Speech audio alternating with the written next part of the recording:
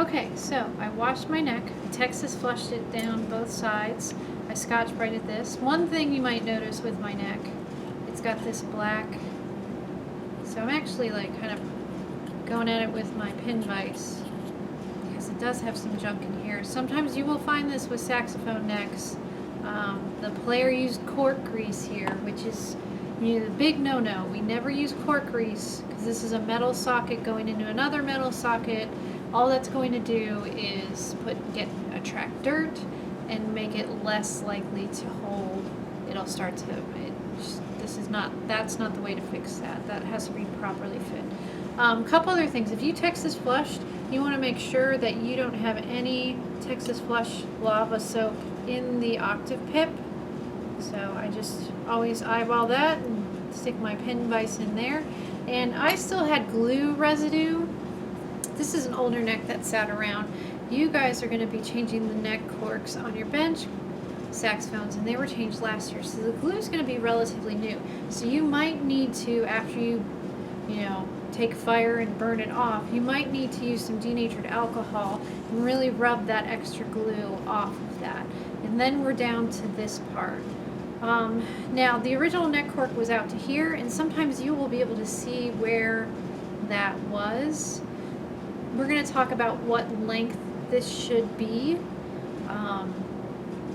but you definitely need to make sure that this is clean, that doesn't have any glue residue or any cork residue, because that will affect how well the next neck cork that goes on sits on it.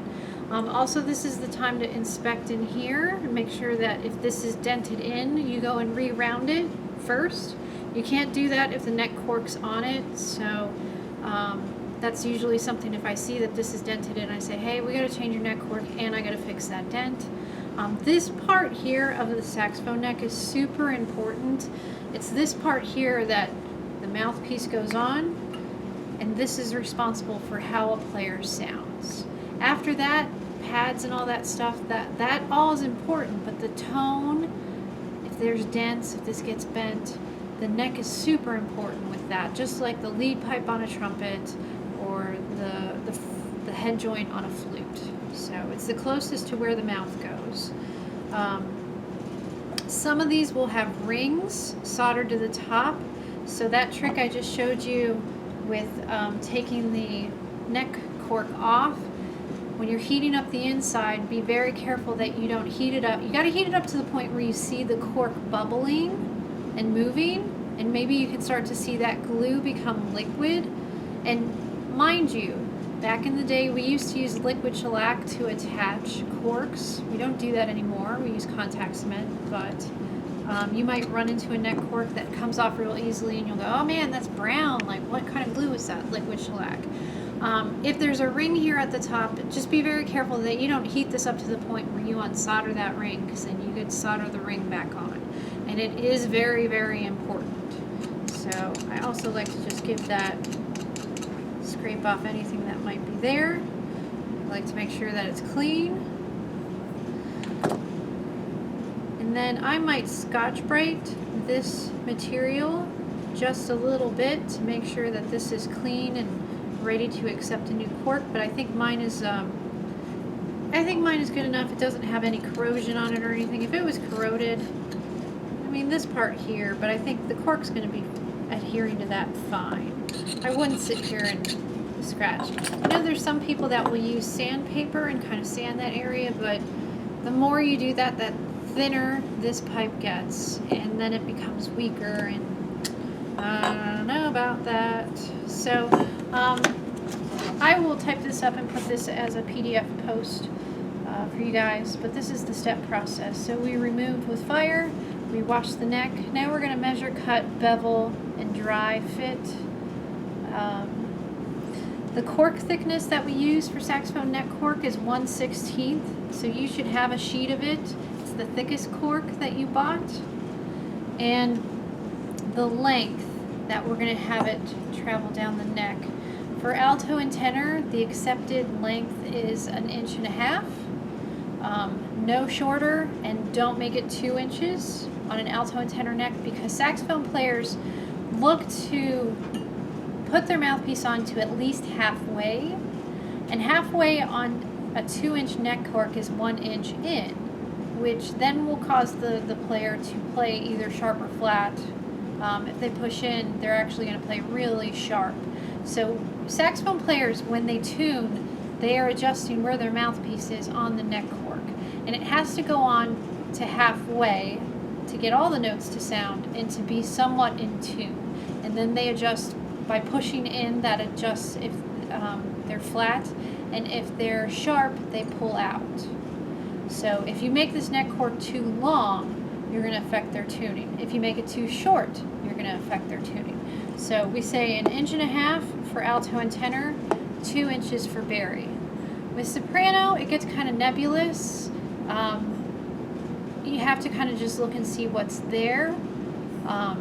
And most of the time, they're more than 1 inch. They're maybe 1.25 inches, 1.5 inches. So it's dependent on the soprano that you have. So there are some people that will say, well, with the length, I just match whatever they had on it. But what if they had something on it that was too long? That's where we kind of get into trouble. And then, too, if it was too long and it left a mark up here, and then you put a shorter neck cork on it, by rights, what you should do is buff this till it's shiny and then put the appropriate size neck cork on. Don't leave this spot here where the neck cork didn't extend as far as it used to because somebody put on the wrong length. So, okay, I'm just going to leave that there. Okay, so measuring cork. What you're going to do with your, if I could direct you up to the board, here's your sheet, 4 inches by 12 inches that you get of the 1/16 cork. I'm going to have you cut it a specific way, and this ensures that you get lots of neck corks out of one piece of cork, because this piece of cork is super expensive. So I know that somewhere out there there's a template that looks like this that people use, and they put it over top and then they cut out that. We don't do that. I don't prefer that you do that either, because that's a huge waste of cork. When it comes to student model stuff, even pro stuff, I'm not so concerned. Yes, I try and find something that doesn't look bad, that doesn't have big gouges in it, but I try to buy good cork. So that being said, this piece can run $20. I can show you how to get like 7 or 8 neck corks out of it, where if you use the template, you're only going to get like 2 or 3. So the other thing with the template, you'll notice this is a tapered pipe. So when we go to put this on, there's a very specific way. If you just wrap this on, it's going to follow the taper and it's not going to be. So we actually have to do a little bit of stretching while we do this. So that's why these templates look like a collar like that, because it's a tapered tube. I'm going to have you cut straight rectangular pieces out of this.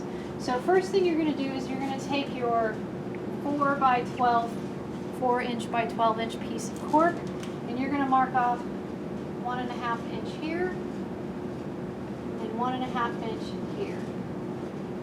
And then you're going to, I have a 12 inch ruler or a 24 inch ruler. Please don't try to do this with your little 6 inch ruler, because you won't cut this straight.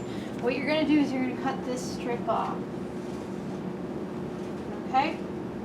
It's a little short, but that's the idea. And you want both sides of this to be super nice. So you're going to get the big metal ruler, and that way you're going to hold it and cut with your razor, and keep that razor right up against the ruler, just like you did with tenor corks.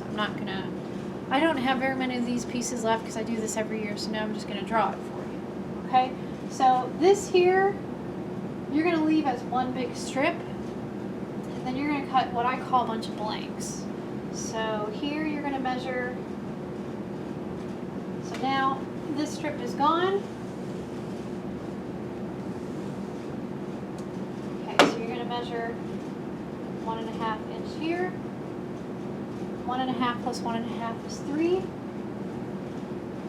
4.5. 6. I don't know how many. I can't remember how many you can get. So you're going to measure here and measure here. Same thing. You're going to put little marks, either with your razor, with a pencil, And then you're going to cut, now you can use your 6-inch ruler, you're going to cut a blank there, blank, blank. That doesn't draw very well, sorry guys. Look at that, there we go, better. Well, you get the point. I know this isn't to scale. So you're going to cut yourself a bunch of, the last one is going to be too small. That one I save for key corks. But I know that you can't get exactly the number that you need. Okay, so now you have these blanks. So here's one blank. I have kept them all, and this is great because now I have a whole bunch of blanks that are cut and I have this big long strip. So next time I need a neck cork, I have like pieces that are pre-cut. I did not learn this way in repair school. I learned this when I got out in the field. The way that I learned in repair school wastes a lot of paper or wastes a lot of cork, and it's complicated. Both ways are complicated. Okay, so here's what you're going to do. You're going to either take your blank or you're going to take your long strip. I don't care which one. You're going to cut a bevel, a 45-degree bevel, okay? So here's your cork cross section, right? You're going to cut 45-degree bevel. Maybe a little bit, there we go. Don't cut it like an obtuse angle, okay?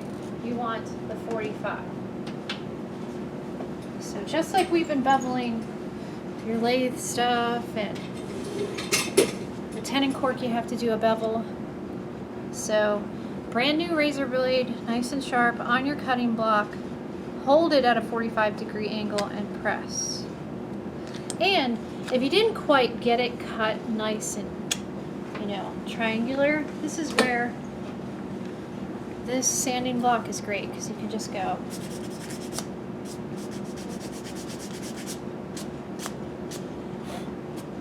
and brush off the extra.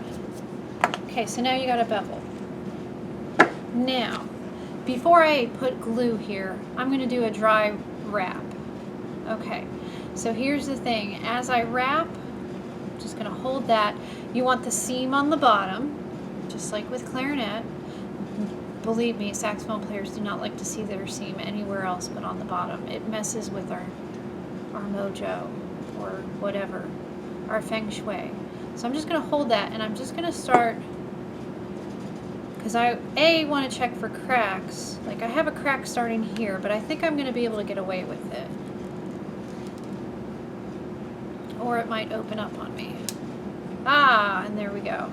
This one's done. I can't use that. So this now becomes key cork material because this is a weak point here. So now, if this had worked, I could keep rolling it.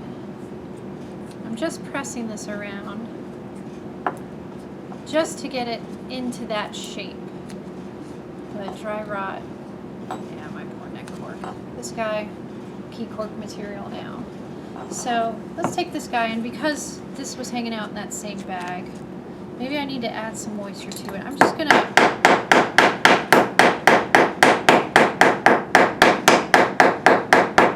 hammer a little bit.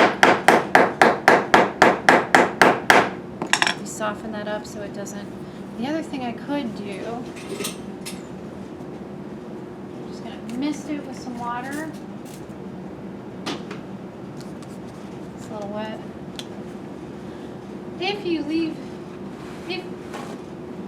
corks will dry rot over time. If you don't touch a cork for a while, like a bag of cork, and I'm talking like it sits in a dry something or another, you might have issues with it later on. Sometimes we had to like wrap our cork for a while in like a paper towel that was kind of damp, which is why when students come in, I have them put like a somewhat damp paper towel in there, but I just hope that it doesn't grow mold. Okay. So, here we go. All right, this one I think will be okay. I'm gonna cut a bevel. So I'll hold my razor at 45, just cut.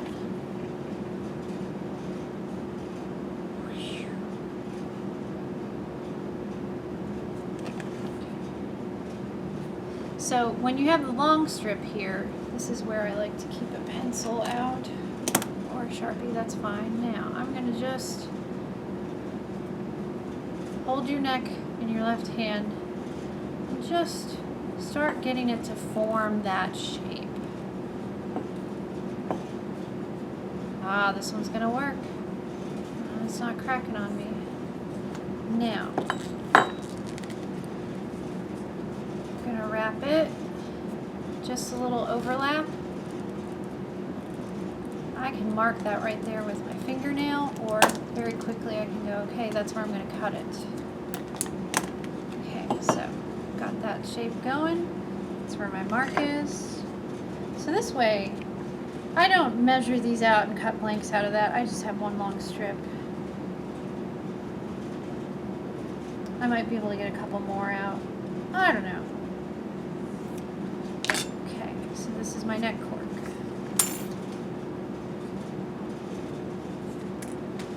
Alright, so now, I'm going to bring this back up. Now, so I'm kind of just seeing how far I have to glue. I can put a little dot right here. So that way, I don't need to glue below this dot. You can, but then you have to remove it. It's kind of a pain. So just trying to save you some work. Okay, so this is a good place to, I'm gonna glue real quick, and then we'll have to pause for a bit, and then I'll come back with how we wrap and everything. But just to go over how to glue real quick. First thing I do, you wanna glue this bevel, just the bevel, try not to get any on top. Excuse me.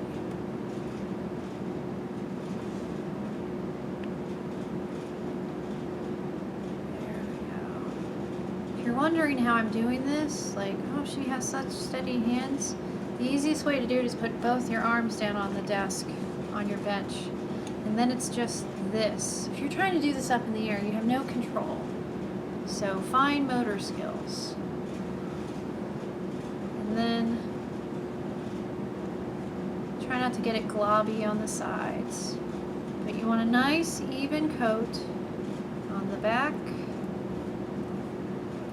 This is the part that's going to attach to the neck. And make sure you get glue all, you know, a nice good even coat the whole way. Try not to glue your finger.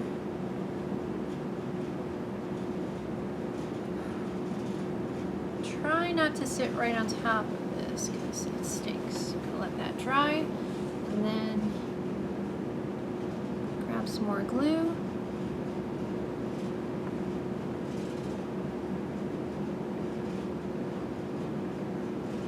If I go past that dot, it's okay, but I just try not to go too far past it. And then I want a nice even coat all the way around. Flip, make sure I get a good even coat.